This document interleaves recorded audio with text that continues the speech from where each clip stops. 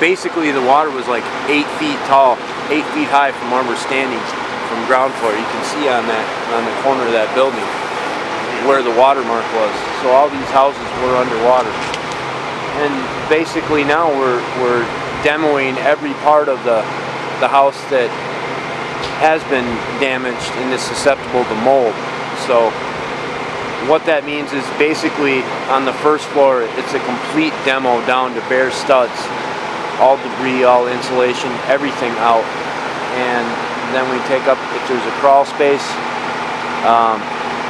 got to take out the subfloors right down to the joists so it's open. Everything's opened up. Then we pressure wash and treat with shockwave. And right now we're like in the relief stage, so that's what we do at every house. And we started with 2 here on this real small block, and we're currently working on, I think it's 13 houses on this block. So people were a little bit leery of us when we first got here. Who are these guys? They don't want anything from us. And the word has spread that, they're here to help us. And we got a lot more people signed up. And in fact, this house right here was untouched until this last Saturday. Everything, food in the refrigerator, untouched. And we're currently, pretty much all of the walls have been demoed, and now we're going to start on the subfloors. In this house that we're in presently, the water was about this high. You can see a faint watermark.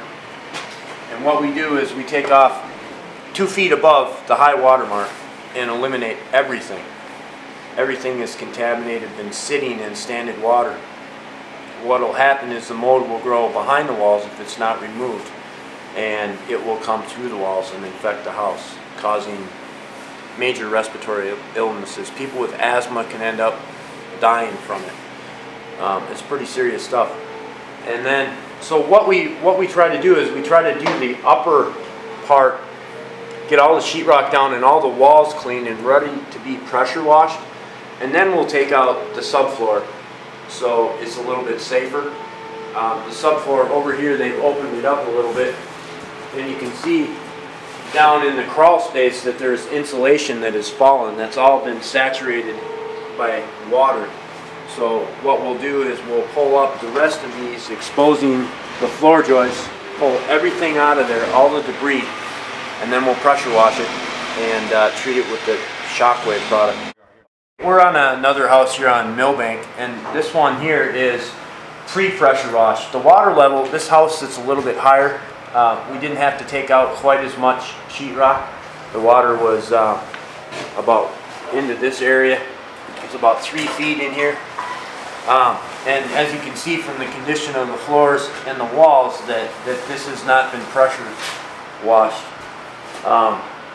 This one's a little dangerous. There's one weak floor joist over here. That's where I'm standing, right? Yeah, no, that's where the caution tape is. Oh, okay. But this one was really bad. This one we started last week. It was untouched. Before that, there was 4 feet of water in the basement. There was diesel fuel, regular gasoline, household chemicals, bleach, laundry soap, sewer, water. It was nasty down here. So we pumped all that water out first, and then we cleaned up the basement. And this one's ready to be washed. You can see over there that those joists are wet. Obviously the floor is gone. That's the main difference between this house and the other house. And in that back portion where it's all wet, that's been pressure washed in preparation for the shockwave treatment. You can see the dry joists right in front of where we're standing, the difference. You can see the mold growing on these joists. There's no mold on the ones that have been pressure washed. Then we walk around with the garden sprayer and apply the shockwave and let it dry. And it's been very effective then? Yes. Good. Very effective. Yeah, I can't imagine doing this with the bleach method. I'm not real fond of the bleach myself. I understand. Scott, how long did it take to get this house into this condition? In man hours? Or Yes. I'd say that there's probably 100 hours in this house, minimum, maybe closer to 120. I mean, you think about it, this house had kitchen cabinets, it had furniture, it had personal belongings. You have to remove all that, then you have to move the kitchen cabinets, the appliances, the fixtures in the bathroom. Then you can take out the walls, then you can take out the floor, then you can clean everything up. So there is, yeah, for sure, probably closer to 120 hours. And there's probably, I would say, 10 more hours, 10 more man hours in this house, and it will be complete. This house that we're going into right now is a little bit different in the respect that it has a full basement. When there is a full basement, we don't have to pull the subfloor, and that saves a lot of time. What will happen is we have access to both the top and the bottom of the subfloor, so we can pressure wash it and treat it. And then all the water goes in the basement, we squeegee it into a corner and sump it out to dry it out. So it'll be a little bit louder in here. There's a generator running and fans. This one is totally done. It was finished, what day is it? It's Tuesday, so it would have been Sunday.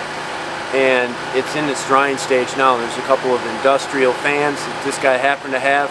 And so a generator. But we'll see the difference. Obviously, there's a floor in here with the basement. You get an idea of how small an area that we're in right now.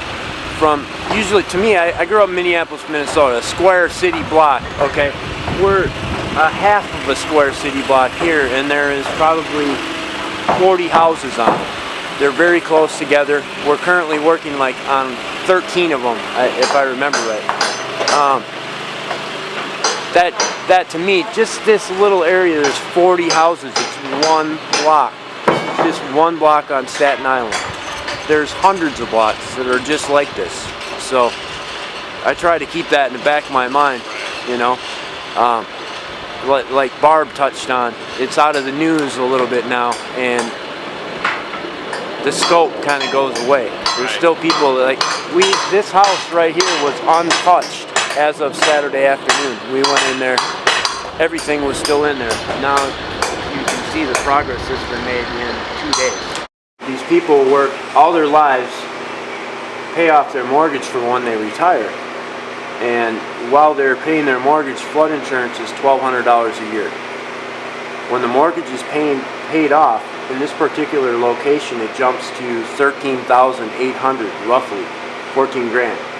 That's a huge difference. So these people work all their lives to get their house paid off, so when they retire, their expenses aren't as much, but that flood insurance is a huge expense. It's like having a mortgage, you know? And they've lived here for, some of these people, the guy across in the house, kitty corner from us, 63 years in the same house. So I feel for those people, you know, what are they gonna do?